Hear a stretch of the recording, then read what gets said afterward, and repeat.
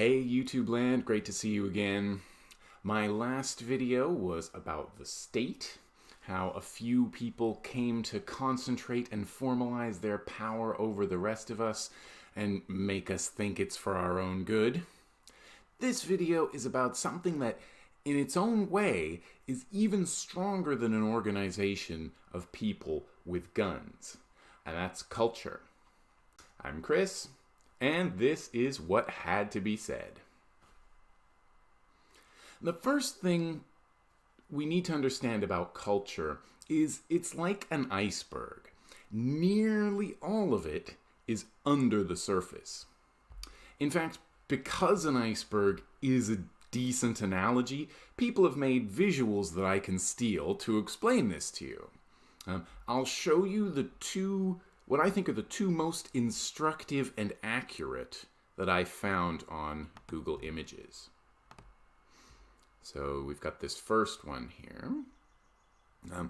If you look at the top, you can see it says things like food, art, language, holidays, that kind of thing. That's the stuff that we see. And I usually call that superficial culture. And I mean that as pejoratively as possible. Because people, when there's like a public cultural event of some kind, those are the things that people say are my culture. Look at this food, the way we dress, the way we dance. This is my culture. Well, really your culture is much more than that, and you're selling yourself short by not acknowledging that. Look, you can see here under the surface it says things like values, norms, etiquette, religion, rules, gender roles. That's what culture really is. It's those much bigger things, those really significant things. Things like concept of fairness and justice. What does that mean? That varies widely with the culture. How to raise children, again, varying a lot. Notions of modesty. In some cultures, you have to cover yourself up all the time. How people's attitudes are towards time, and really all of our biggest assumptions about how the world works. I'd like to look just at one more for now. This one's actually simpler, but there's a couple of things that I really like about it. First, you can see it says visible culture. Again, just those visible things, the superficial culture that only tells us what things look like. The invisible culture, our beliefs, our values, our worldview. But this image also has our common humanity, and that's important too, and it is way under the surface, like it says here. We all love, laugh, and cry. We seek meaning, and so on. And I think it's good to have pointed those things out. Okay, so culture is about values and beliefs. So it's what people consider right and wrong, even good and evil. What's considered attractive, healthy, wise, and what's considered normal. That last one might be the most important because when something's normal, it often goes unquestioned. Any group of people who spend enough time together can develop a culture. People sometimes talk about the culture in this or that country, and there may well be one, depending where you're from. But it might make more sense to talk about cultures inside that country.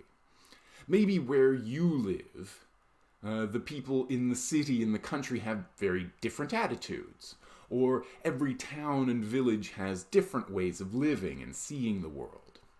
And because culture can develop anywhere, companies and other organizations develop their own culture. And even subreddits and Facebook groups have their own cultures. There are all kinds of online cultures, in fact, complete with shared attitudes, jokes, jargon, taboos, and other trappings of any culture. And as we see when white boys who learn to hate blacks and Muslims in these online spaces murder a bunch of people in a church or a mosque, those online cultures can have just as powerful a hold on our brains as the culture where we grew up.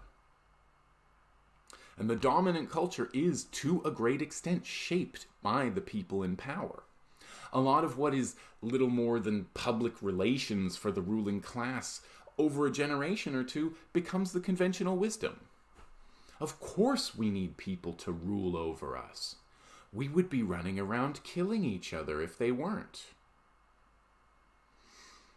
Most people aren't really equipped to question the dominant culture where they live, and that's to be expected. They don't really get the opportunity. If something's normal, why question it? And as a result, they sometimes don't understand things about their own culture. One way to understand your own culture is to learn about other cultures. Then you can contrast the two. I love that in Chinese culture, at least most of it as far as I can tell, you can burp and no one cares. Until I went to China, I thought burping was supposed to be discouraged always, and you always say, "Excuse me." If I burp in front of my mom, she'll say something like, "I thought I raised you better than that." If I go to China and burp in front of my friends, they won't give it a second thought. I love that it's normal to burp in front of your friends. Most of culture is what we take for granted. So another good way to understand your culture is to question something. One example I've thought about before is wearing clothes. Some clothes have a use, obviously, but wearing clothes for the sake of wearing clothes doesn't. Some people have religious justifications for modesty, for why you should wear clothes. Okay, I can't really argue with that. But people like me, who aren't religious, if it's hot out, why would I want to stop someone, especially someone I don't know, from going out without clothes on? Why? Think about your response to hearing someone question this kind of thing. A lot of people would just scoff, and they'd go, "That's the way we do it here." But why? If it's because we get squeamish seeing other people naked, why? It's obviously not human nature, since there are plenty of cultures around the world who go naked. Plus, there are nudists in cultures where they do wear clothes. So why do we not only wear clothes, but insist everyone else wears them? All I can say is it's history. But, of course, history comes from culture, and culture comes from history, so it's just a circular argument. It's like saying, that's just the way it is. Now, I'm not a nudist, and even though I believe fully in your freedom to walk around naked, in fact, I don't see it as any of my business, but I also don't see it as an urgent problem. And unlike, say, the building of a pipeline, it's not something that can be changed overnight anyway. But culture, or cultures, are not just about the assumptions behind what we wear.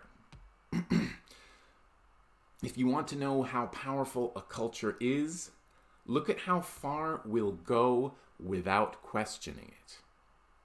Think about how many people think they're serving their country. Think how many millions of people have put their lives on the line for their country because they were told it was noble. What does it mean to do something for your country? I don't even know what a country is. People are always talking about them as if we're supposed to know exactly what they mean all the time. In my country, we do this. What, all of you? Well, not everyone. So some people do that. And some people don't.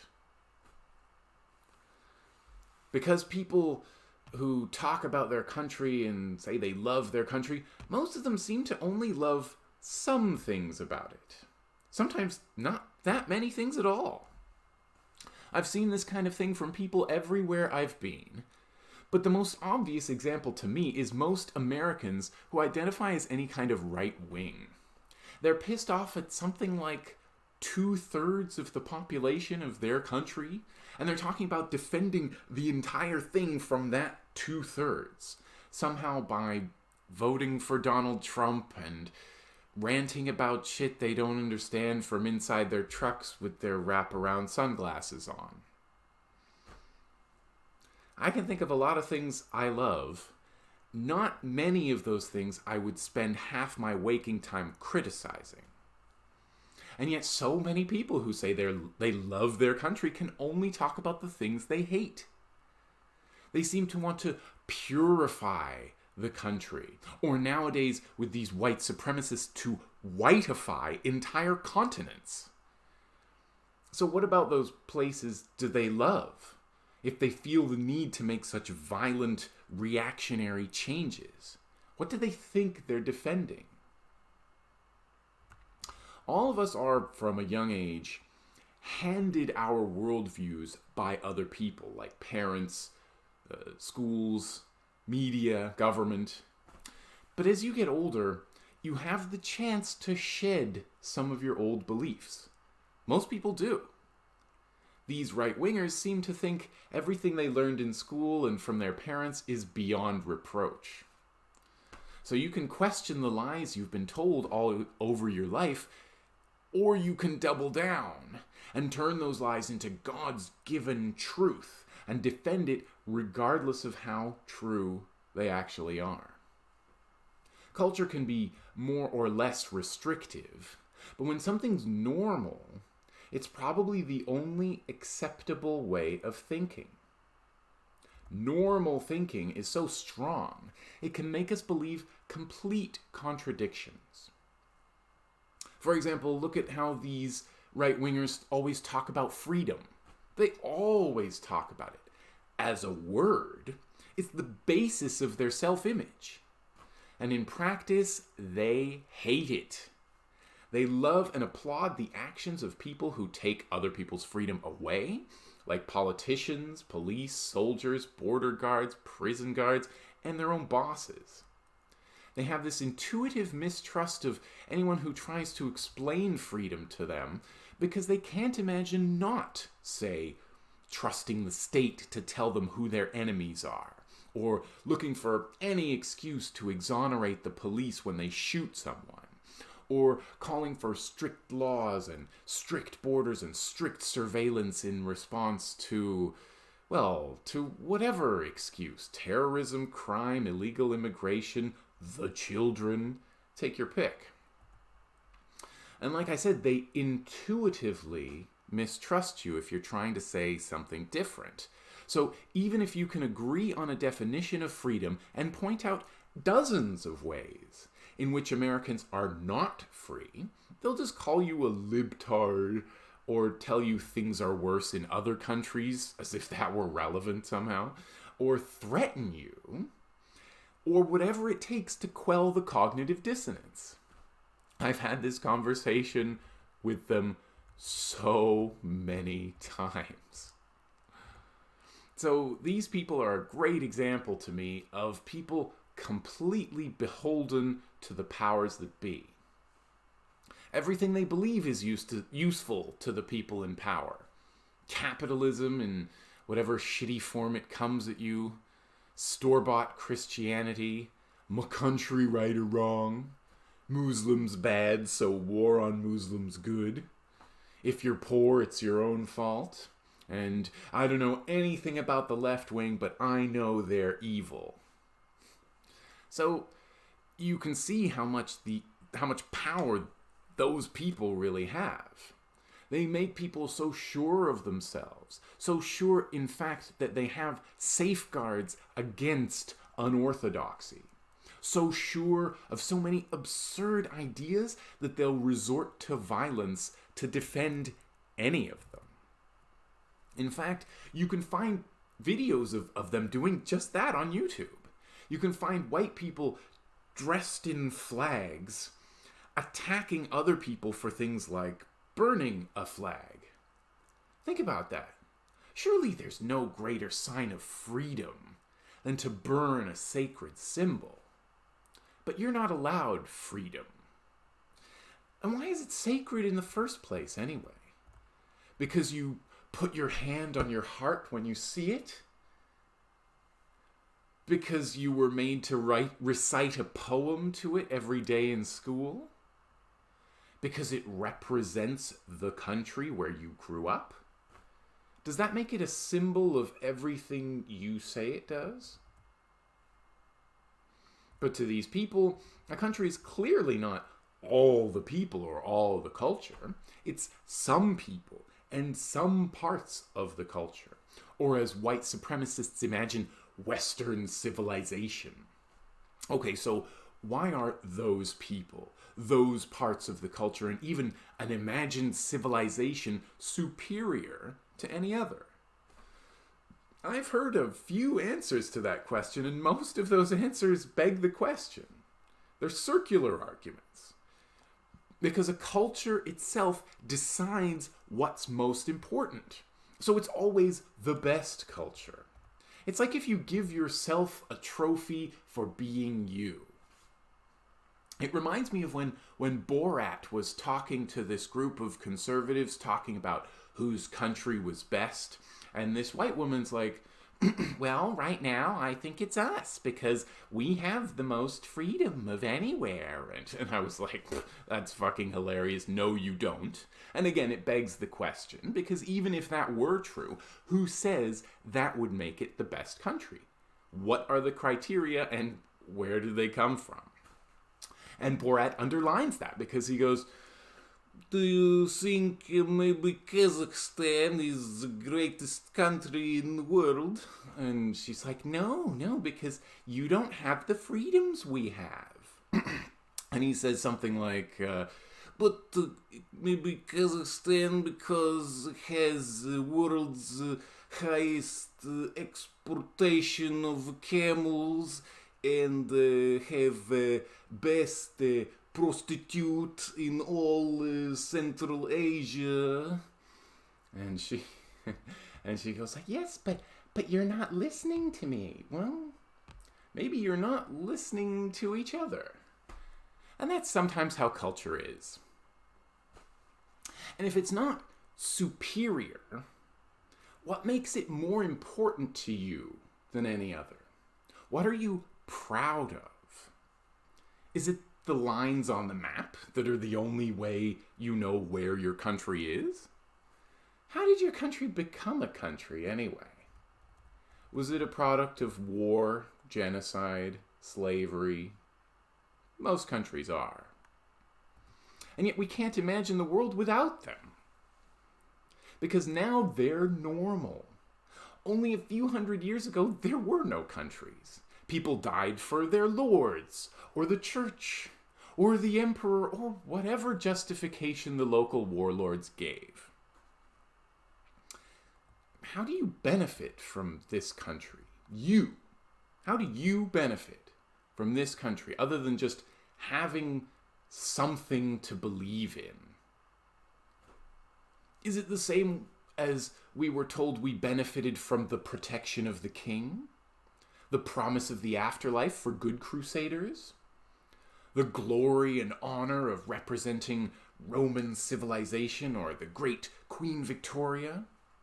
And hey, if the people, the culture, and the land are all demonstrably under threat from invaders, like in Palestine, for example, great, defend yourself.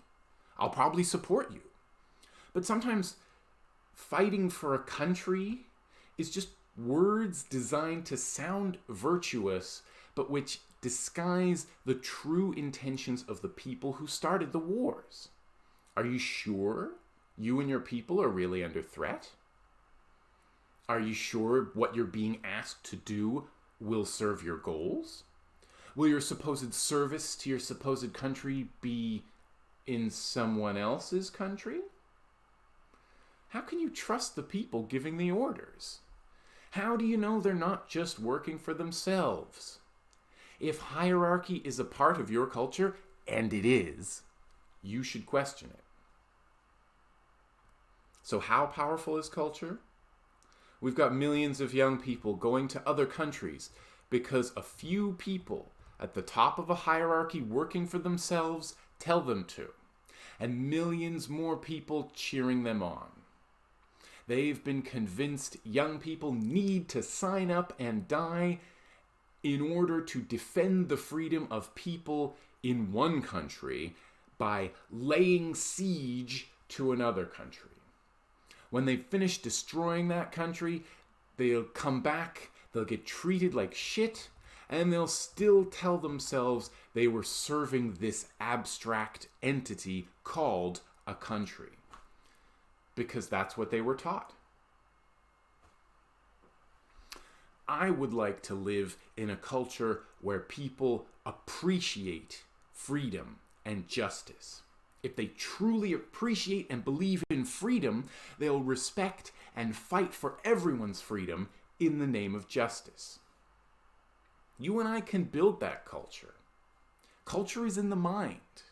Culture changes when the people change. People adopt new ideas, new ways of thinking, different values. I certainly have.